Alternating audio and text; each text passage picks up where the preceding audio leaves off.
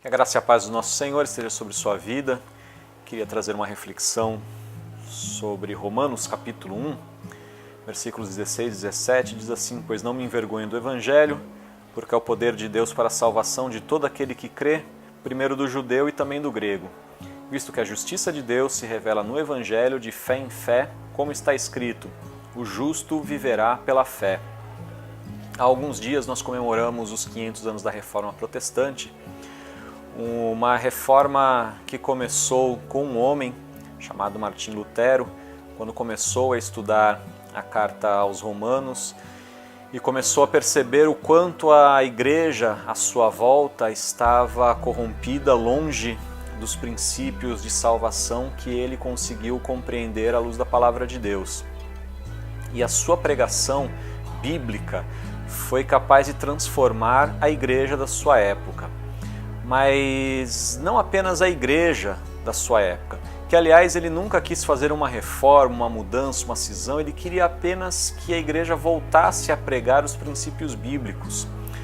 Mas a pregação bíblica fez uma transformação grandiosa que mesmo depois de 500 anos que se voltou a pregar a Bíblia, e tão somente a Bíblia, nós somos obrigados a nos lembrar deste dia e comemorarmos esse dia. E por que nos alegramos tanto? E por que nós vemos esse movimento tão importante? Ele é importante porque ele de fato transformou a igreja, transformou a vida de fiéis, de pessoas que estavam andando sem rumo e voltaram a se encontrar com Cristo. Mas essa pregação do Evangelho, ela não apenas mudou a igreja, ela mudou a sociedade da sua época. Mudou a sociedade porque esses homens que começaram a pregar a palavra de Deus, eles perceberam que homens e mulheres não podiam viver de qualquer jeito, eram amados e filhos de Deus e precisavam do melhor da educação deste mundo. Então esses homens começaram a construir universidades, começaram a construir hospitais, começaram a fazer mudanças sociais na área de educação, começaram a cobrar de juízes, governantes, que governassem com justiça, verdade e equidade.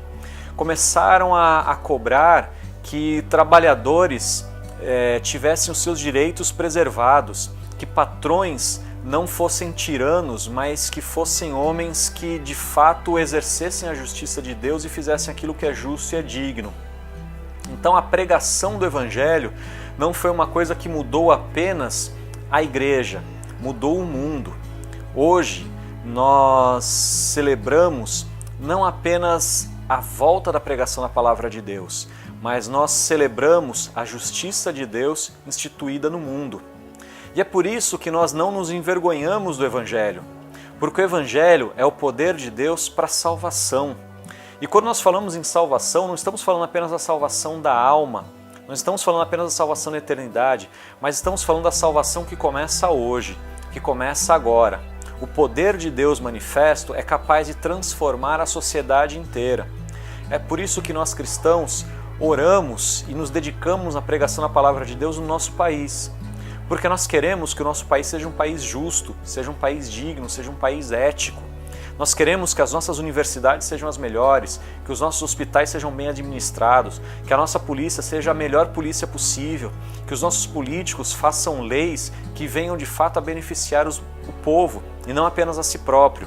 E a única coisa que tem poder para transformar tudo isso e fazer com que o nosso país seja um país justo e ético é a pregação da palavra de Deus. Nós cremos nisso, nós oramos por isso, nós esperamos isso. Nesses 500 anos da Reforma, que passou há poucos dias, nós conclamamos o povo de Deus a que pregue a palavra, a que divulgue a palavra de Deus, que ore, que insista em pregar e anunciar a palavra de Deus, porque é o Evangelho de Deus que tem o poder para a salvação de qualquer pessoa, seja judeu, seja grego, seja gentil, seja brasileiro. O poder de Deus está manifestado na sua palavra e nós precisamos anunciar. Que Deus te abençoe.